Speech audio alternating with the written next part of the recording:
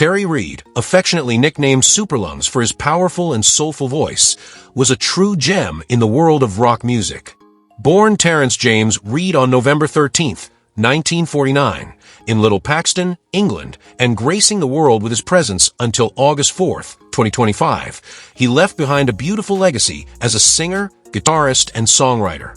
His voice carried an unmatched emotional intensity, making every note feel like a whisper from the heart. Whether as a solo artist, supporting act, or sought-after session musician, Terry's magical presence won him a place in the hearts of fans and fellow musicians alike. Throughout his sparkling career, Terry released 6 mesmerizing studio albums and 4 soul-stirring live records.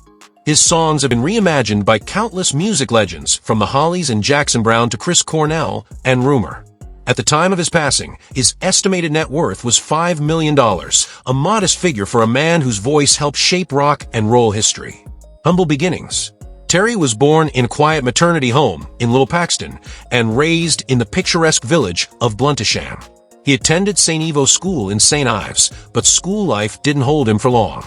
At just 15 years old, Terry's passion for music took over, and he boldly stepped into the world of rock and roll. He started off performing with a local group, the Red Beats, but his life took a major turn when drummer Peter J. spotted his raw talent and brought him into the fold of Peter J. and the Jaywalkers. Terry's big break came in 1966 when the band joined the Rolling Stones' British tour as a supporting act. During one of the concerts, he caught the attention of Graham Nash from the Hollies, sparking a friendship that would influence his journey for decades to come. Making waves in the 60s. The Jaywalkers soon signed with UK Columbia Records and released the soul-tinged tune, The Hand Don't Fit the Glove, in 1967. Though the band eventually parted ways, Terry's journey had only just begun. With the support of iconic producer Mickey Most, Terry released his debut album Bang Bang, You're Terry Reid, in 1968. His song, Without Expression, written when he was just 14, became a cult classic, covered by artists such as the Hollies, REO Speedwagon, and even John Mellencamp. That same year, Terry dazzled audiences during a U.S. tour with Cream, earning glowing reviews for his soulful voice and magnetic stage presence, especially at the Miami Pop Festival. Turning down legends with grace. In one of rock's most fascinating what-ifs, Terry famously turned down the lead singer role in the band that would soon become Led Zeppelin. Jimmy Page had his heart set on Reid, but Terry had already promised to tour with the Rolling Stones and Cream. Ever the gentleman, he recommended a young Robert Plant instead, and even suggested John Bonham as drummer. Imagine that, Terry helped shape Zeppelin's iconic lineup. He also kindly declined an offer from Ritchie Blackmore to join Deep Purple, choosing instead to carve his own path, filled with soul, passion, and integrity. Soulful struggles and sweet sounds in the 70s. In the early 1970s, Terry's artistic journey was briefly hindered by creative differences with producer Mickey Most, who wanted him to stick to ballads. But Terry's heart longed for freedom. While litigation tied up his recording opportunities, he focused on touring the U.S., sharing stages with Fleetwood Mac, Jethro Tull, and the Rolling Stones. In 1971, he performed at the Isle of Wight Festival, with bass player Lee Miles by his side, a friendship that blossomed into a lifelong musical bond. Around this time, Terry opened his heart to Brazilian music, welcoming exile musicians like Gilberto Gil into his London home and embracing the warm rhythms of Latin sounds. This would influence his future compositions and deepen his already rich musical palette. His third album, River, released in 1973 under Atlantic Records, featured a delightful mix of talented musicians and received praise for its depth, though commercial success remained elusive. It wasn't until 2016 that more hidden gems from those sessions would emerge in The Other Side of a River. A decade of musical growth. The rest of the 1970s saw Terry working tirelessly, hopping between labels and experimenting with sounds. Seed of Memory, 1976, lovingly produced by Graham Nash, unfortunately coincided with ABC Records' bankruptcy. Rogue Waves, 1979, crafted with producer Chris Kimsey, was another sweet attempt to find the perfect formula. Though commercial success remained shy, the music glistened with sincerity. Embracing the studio in the 80s and 90s. In the 1980s, Terry stepped away from the spotlight to lend his talents as a session artist. His golden voice appeared on works by Don Henley, Jackson Browne, and Bonnie Raitt.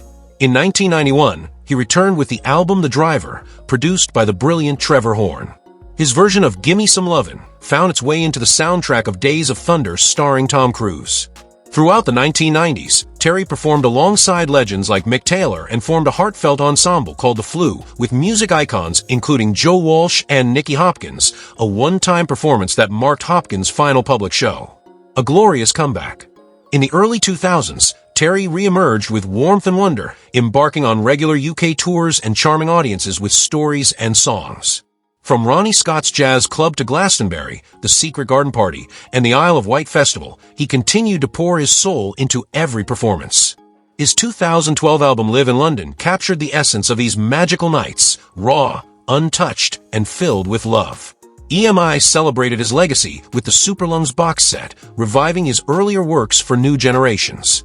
And in Los Angeles, the joint became his musical haven, where stars like Robert Plant, Keith Richards, and Bobby Womack often joined him on stage, honoring their dear friend. Silver screen and sweet songs. Terry's songs found new life in the world of film. Dean from River featured in The Criminal, while The Devil's Rejects and its sequel 3 from Hell featured his deeply moving tracks.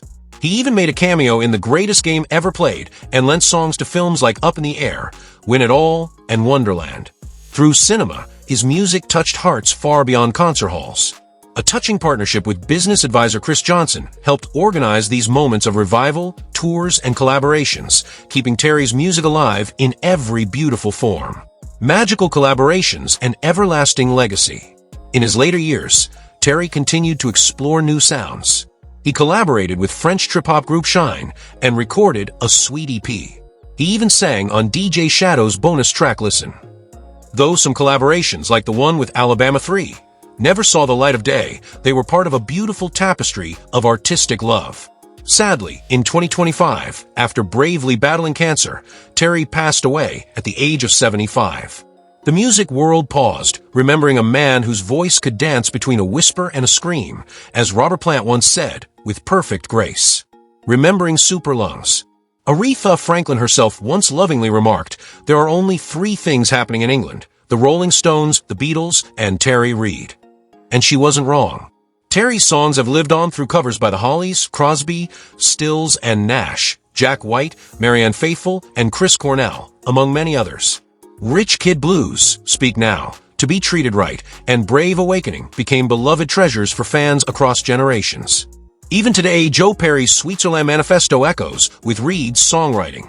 Chris Cornell's posthumous album includes a heart-melting rendition of Reid's To Be Treated Right, proof that Terry's songs speak to the soul, no matter the era. A voice that will never fade. Terry Reid's journey was filled with music, memories, and magical moments. Though he may have turned down some of rock's biggest bands, he chose a path rich in authenticity, passion, and heart. His voice, sometimes thunder, sometimes lullaby, was a gift that will echo forever. As fans, friends, and fellow artists remember his name, one thing remains clear. Terry Reid wasn't just a musician. He was a melody in human form, and his song will play on for all time.